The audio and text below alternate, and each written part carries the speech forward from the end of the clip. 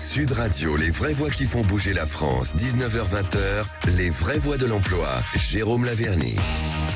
On vous souhaite la bienvenue, on va parler emploi. Bonsoir Jérôme. Bonsoir Cécile, bonsoir Philippe. Merci d'être avec nous. En première partie, les déménagements des salariés à plus de 100 km des entreprises ont augmenté de 25%. C'est l'un des plus grands constats en matière d'emploi. La mobilité professionnelle et géographique sont au cœur de l'actualité, avec ces super diplômés qui quittent leur boulot des quartiers d'affaires pour devenir des néo-artisans. On en parle dans quelques instants avec Jean-Laurent Casselli qui est avec nous, auteur du livre La révolte des premiers de la classe. Changer sa vie, la dernière utopie, aux éditions Arquet. En deuxième partie, on reviendra sur ce chiffre de 2021. 49% des actifs français envisageaient, effectuer ou avaient déjà réalisé leur reconversion professionnelle. Sandra Giquière, directrice générale d'Envergure, reviendra sur les formations, notamment dans le secteur agroalimentaire, qui ont permis à des personnes non seulement de se reconvertir, mais parfois même de changer de région. Et puis la troisième partie, la fondation INFA, c'est la première fondation reconnue d'utilité publique dédiée à la formation professionnelle. Jean-Baptiste Morin sera avec nous, directeur général de l'INFA, nous dira comment un organisme de formation répond aux besoins de recrutement de ces entreprises par le biais de parcours sur mesure. Et la dernière partie, premier détour sur un cas concret avec le cas particulier du CFA Tourisme qui transforme des emplois saisonniers en formation en contrat d'alternance. On fera le point avec Jean-Christophe Vaux, directeur du Village Club et Spa Cap France-Théroux. Et bienvenue dans les vraies voix de l'emploi. Les vraies voix Sud Radio. Jérôme Laverny, la mobilité professionnelle et géographique sont au cœur de l'actualité. On le disait il y a quelques instants. Parfaite augmentation. C'est vraiment les entreprises doivent s'adapter aujourd'hui. Oui, tout à fait. Rémi André l'annonçait, pendant 15 jours, il va faire très moche. Il va pleuvoir excessivement. Donc il faut absolument lire cet ouvrage, La révolte des premiers de la classe, car il y contient quelque chose qui nous apparaît et nous échappe très fréquemment, c'est-à-dire ce que l'on a sous nos yeux, pour venir en écho à un précédent ouvrage également de Jean-Laurent Casselli et Jérôme Fourquet. Oui, ça bouge sur le marché de l'emploi, ça bouge au point de ne pas parler simplement de mobilité professionnelle. On va en parler, changer de métier, c'est dans l'air du temps. Ça bouge également du point de vue des mobilités géographiques, changer de lieu, retrouver l'Éden rêvé. Tout cela embaumé avec ce concept de sens du travail. C'est ce que permet d'avoir comme éclairage ce très bel ouvrage de Jean-Laurent Casselli, La révolte des premiers de la classe, augmenté, et c'est tout à son honneur d'avoir constaté dans un premier temps que après ces aspirations à changer de métier, aux fameuses reconversions dont on a déjà parlé, dont on va reparler à nouveau, il y avait aussi, et derrière, et drainant la vie privée, aussi une aspiration à d'autres lieux, d'autres styles de vie, et c'est ce que nous permet de découvrir cet ouvrage. Jean-Laurent Casselli, bonsoir, merci d'être avec nous. Bonsoir. Vous avez pu constater justement ce basculement depuis le Covid-19 ? Dans le micro. Proche du micro. Voilà, je m'approche du micro. Tirez bien le micro de vous. Okay. Voilà, très bien. On bien comme ça. Bonjour, merci de votre invitation. Bonsoir plutôt. Effectivement, j'ai voulu, non pas réécrire, mais mettre à jour ce livre, La révolte des premiers de la classe, qui était paru initialement en 2017. Il reparaît à chaque élection d'Emmanuel Macron, mais c'est un hasard, c'est une coïncidence. En tout cas, je voulais, 5 ans après, faire un peu le bilan de savoir où on en était vis-à-vis des changements de vie, des reconversions professionnelles, d'autant que, comme vous l'avez annoncé, entre-temps, il y a eu quand même le Covid, qui a reconfiguré beaucoup de dimensions de la vie des Français, notamment leur rapport au travail. Ça a reconfiguré ou ça a accéléré ? En fait, on dit souvent que dans toutes les tendances, ça a plutôt révélé mis en lumière et accéléré des tendances qui étaient déjà à l'œuvre. C'est vrai pour le commerce, c'est vrai pour le rapport au logement par exemple, et c'est vrai aussi pour le rapport au travail. On a vu évidemment exploser le télétravail, on en reparlera, mais je pense que aussi la plupart des gens qui avaient quelque part une idée en tête de changer de vie, de réorienter un peu leur carrière, se sont dit là finalement on saute dans le grand bain. Ouais, voilà, c'est-à-dire que foutu pour foutu quelque part, vous avez deux réactions. Il y a les gens qui se disent c'est la crise, c'est la fin du monde, il faut vraiment rester sur ses positions, conserver ce qu'on a et ne surtout pas partir à l'aventure. Et les autres se disent, et c'est vrai aussi dans les périodes de crise économique, de guerre, en fait c'est le moment idéal pour innover, pour changer, pour faire quelque chose d'un peu surprenant. Voilà. Est-ce que ça n'a pas marqué une nouvelle fracture entre les salariés, entre l'école bleue et l'école blanc ? L'école bleue qui sont sur la chaîne de montage, eux, ils peuvent pas déménager parce que la chaîne de montage, elle est toujours dans l'usine. C'est ça, elle n'est pas délocalisable. c'est pas tout à fait juste et c'est ce qu'on verra dans la deuxième partie. Absolument. Et je voulais quand même anticiper là-dessus, et les cols blancs qui, eux, peuvent aller faire de l'informatique, tout ce qu'on veut, de la conception, de l'ingénierie, à 1000 km de chez eux s'ils ont envie. Alors pour la théorie, vous avez raison, mais en pratique, ça fait quelques mois déjà que les grandes entreprises ont sifflé la fin de la récré sur le télétravail. Il y a eu par exemple des cadres qui sont partis loin de la région parisienne, à Nantes, à Bordeaux, à Strasbourg, dans le sud de la France, avec du 100% télétravail. La côte basque, ça a explosé les prix. Tout à fait. D'ailleurs, c'est un sujet récurrent en fait sur lequel je travaille, parce que c'est vrai que la côte basque révèle en fait est devenu un peu le territoire dans lequel tout le monde a envie d'habiter. Et la parisianisation, le fait d'acheter cash et comptant et sans négocier le prix. En tout cas, les agents immobiliers voient que toute la façade atlantique est en train d'être dynamisée par l'arrivée, pas seulement des Parisiens, mais de populations de cadres et de télétravailleurs. Avant, il y avait seulement les retraités qui avaient une pension, qui avaient le choix de leur lieu de vie, qui pouvaient aller vivre un petit peu au soleil. Aujourd'hui, les actifs, une partie des actifs, ceux qui ne sont pas derrière la chaîne de montage, en tout cas, ont aussi la possibilité de choisir leur lieu de vie. Alors, évidemment, à moduler avec la réalité de l'entreprise. C'est-à-dire qu'en entreprise, on a quand même des présentations avec des clients, on a des réunions, on a tout un tas de choses qu'il faut faire quand même sur place. Et si beaucoup de cadres parisiens, par exemple, sont partis à Biarritz, peu d'entreprises du CAC 40 ont délocalisé leur siège sur la côte basque jusqu'à présent. Voilà. Leur siège, mais il y a beaucoup de sites de production, j'en veux pour preuve Saint-Gobain, Carglass, qui conservent des endroits où il y a la possibilité de basculer d'une région à une autre sans être un col blanc. Mais pour beaucoup de cols bleus, mais ça on le verra dans la deuxième partie. Vous parlez de sens aussi. Comment vous définissez le sens? Puis, est-ce qu'il n'y a pas quelque chose d'autobiographique? Pourquoi avez-vous été à Marseille? Vous êtes flic ou quoi? Je ne m'attendais pas à cette question. Ce soir, oui. J'ai toujours envie. Attendez, vous pouvez la mettre la lumière? Vous êtes en garde à vue. Je pense qu'effectivement, dans ma génération, il y a eu l'idée de changer sa vie, de trouver du sens dans ce qu'on fait. C'est étendu aussi à la sphère, au-delà de la sphère professionnelle. Et l'idée de déménager, d'aller, d'aller ailleurs aussi pour tenter des choses. Je pense qu'aujourd'hui, le territoire est aussi un support de cette quête de sens. Voilà, c'est comme s'il y avait une expression spatiale au changement de vie. C'est-à-dire, concrètement, je peux changer de travail, je peux changer de job, mais je peux aussi changer de région. En tout cas, je pense avec plus de facilité psychologique que les générations précédentes. Oui, voilà. mais je veux bien, Jean-Laurent Casselli, de dire du sens du travail. Il y a beaucoup de gens qui n'ont pas cette possibilité-là. On a l'impression que c'est quand même lié à une certaine génération qui se dit, j'ai un peu le temps de me voir venir.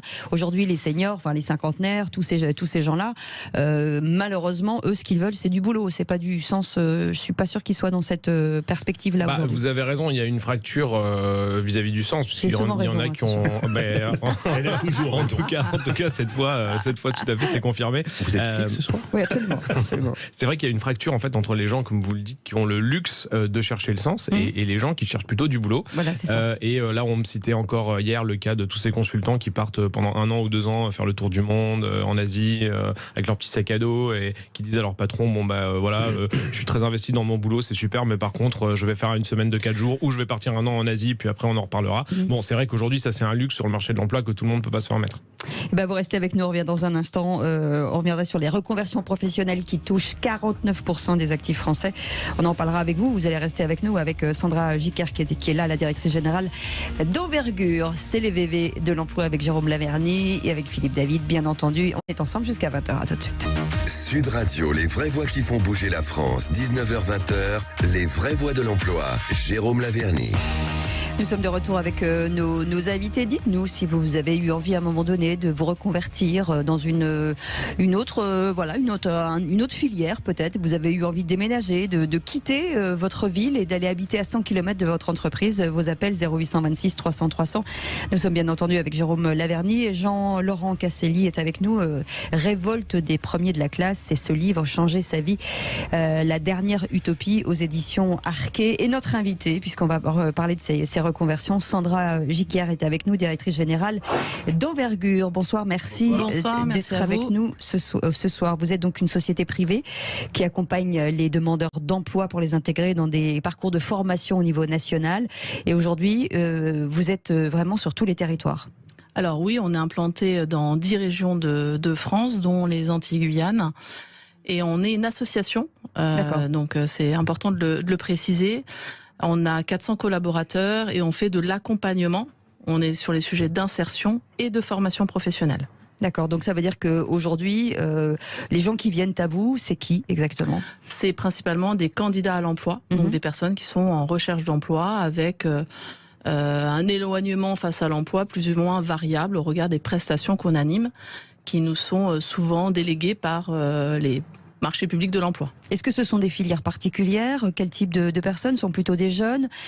Sont des gens qui cherchent un nouveau travail ou une nouvelle réorientation? Alors, on a majoritairement des publics dits autonomes, donc des permittents, donc des publics qui ont une moyenne d'âge de 35-40 ans, avec une vraie mixité hommes-femmes, et des personnes qui ont aujourd'hui, qui sont en recherche d'emploi et l'envie de se positionner sur le marché du travail en fonction de leurs appétences dans un premier temps, leurs compétences. Et leurs besoins au niveau vital, donc de pouvoir avoir un salaire à la fin du mois aussi très basiquement. Et je voudrais vous poser une question à tous les deux entre la révolte ça tombe bien, des c'est votre boulot. entre la révolte des premiers de la classe et vous, Sandra Jiquer, j'ai vu le cas de quelqu'un qui était avocat, donc un premier de la classe qui est devenu boulanger. Est-ce que vous avez 2 reconversions aussi originales que celle-ci à nous raconter? Ah bah moi le livre entier est truffé de ces cas-là puisque c'était le déclic en fait. Original, vous êtes d'accord? Oui, bah en fait moi mon point de départ c'était de trouver les reconversions avec l'écart le plus éloigné possible entre le diplôme et l'emploi de base et l'emploi de destination. Par exemple, quelqu'un qui avait fait une école de commerce, qui était consultant ou dans la finance et qui devenait effectivement boulanger ou ébéniste. Voilà, ou artisan, oui. Voilà, c'est ça le point de départ. Donc qu'est-ce qui pardon, je rebondis sur ce que vous dites. Qu'est-ce qui dans leur tête se passe en fait? Est-ce qu'on parlait du confinement tout à l'heure, mais il y a forcément un cheminement en se disant on m'oblige à faire des études pendant des années, je fais un métier, puis finalement ça me plaît plus du tout. Bah voilà, il y a beaucoup de déceptions dès le début d'ailleurs, dès qu'on commence à bosser, parce qu'on se retrouve dans des entreprises avec des open space, donc c'est grand, ouais, désolé, j'ai faim. Ces grands espaces ouverts dans lesquels un cadre sup, vous savez qu'aujourd'hui un jeune cadre sup, il n'a pas un bureau d'angle, ni une voiture de fonction, c'est pas comme ça que ça se passe. Il a un ordinateur portable. Ça c'était avant. Voilà, donc il y a une, je vais pas te pleurer sur le sort des cadres ce soir, mais il y a une certaine aussi prolétarisation entre guillemets de ces métiers-là, surtout dans les jeunes générations. Quand vous êtes en région parisienne, vous avez un salaire de junior, de cadre, vous n'allez pas très loin en termes de loyer si vous voulez vous loger en Paris et petite couronne. Donc c'est vrai qu'il y a eu ce phénomène un peu de relégation de ces métiers qui avant étaient quand même très cotés, très valorisés. Donc il y a ça et puis il y a aussi l'ennui au travail. Voilà.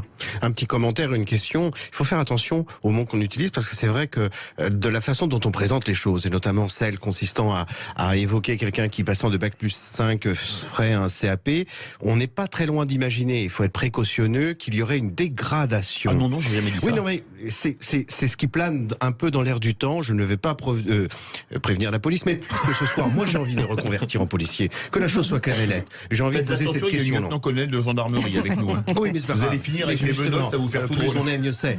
Mais il faut se reconvertir. Qu'est-ce que vous entendez par sens du travail? Quel est le sens que vous donnez au sens du travail dans l'un et l'autre cas?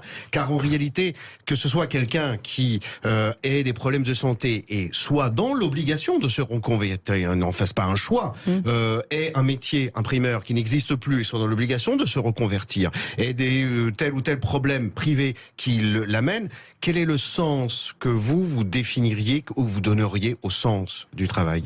Pour moi, je pense que c'est principalement l'impact social. Si je reprends l'exemple de l'avocat ou du consultant plutôt que le boulanger, voilà, c'est quelqu'un. Tout le monde est d'accord pour dire qu'un boulanger sert à quelque chose. Voilà, qu'on mange ou pas du pain, on voit tous à peu près sa contribution. Des Français, et on voit plus souvent son boulanger qu'un avocat. Oui, voilà. Sandra Jiquer, justement, vous de votre côté, c'est quoi le dénominateur commun de toutes ces personnes-là? C'est la nécessité de changer de métier pour une raison X ou Y, ou c'est un choix délibéré pour certains? Alors, c'est pas forcément la nécessité de changer de métier, c'est la nécessité de trouver un emploi. Aujourd'hui, pour pouvoir vivre sur le territoire français. Aujourd'hui, on accompagne des publics nouvellement arrivés en France. On peut parler des Ukrainiens, des Afghans, des Syriens, par exemple, et où notre travail, c'est d'accompagner ces publics dans le cadre de la réintégration sur le territoire français et de mettre en place et en musique des parcours de mobilité vers des emplois sur les territoires aujourd'hui qui sont réellement en difficulté de recrutement. Donc c'est vers d'autres régions, ce que vous faites est absolument génial. Vers d'autres régions, ce que vous faites et pour rebondir sur ce que vous disiez tout à l'heure, Philippe, il est clair, une chose est claire et nette, en zone urbaine, très urbaine, à Paris, gagner le SMIC, c'est très difficile si on est célibataire économiquement. Mettons de côté l'aspect. Et c'est là où tout d'un coup, il va y avoir cet accompagnement qui va permettre tout d'un coup, à pouvoir très honorablement gagner sa vie en ayant le SMIC, mais peut-être en basculant sur des régions où c'est décent de pouvoir le faire. Et aujourd'hui, on a des entreprises qui s'engagent réellement dans l'accompagnement financier de la prise en charge, par exemple, du premier loyer de cette personne qui est en mobilité géographique. Donc il y a aussi dans notre travail une réelle implication et un accompagnement, ce qu'on appelle un accompagnement global, auprès des entreprises pour intégrer des publics qui sont soit peut-être en reconversion, mais surtout en mobilité et en recherche de stabilité vers l'emploi. Sur une question qu'on se pose assez souvent, c'est finalement, est-ce qu'on connaît ses propres compétences? Est-ce que les gens qui viennent vous voir, en tout cas ou que vous avez croisés tous les deux, ou les personnalités que vous avez croisées, on dit toujours que les femmes se sentent jamais suffisamment compétentes pour un boulot. Aujourd'hui, c'est quoi? Est-ce qu'elles arrivent à se dire, voilà, moi je sais que je suis expert en ça? Non, c'est très difficile de connaître ses compétences si à un moment donné, on n'a pas été réellement accompagné sur une analyse de ses propres compétences. On peut parler des compétences dures, donc des compétences techniques, métiers, et les compétences douces, qu'on appelle aussi les soft skills.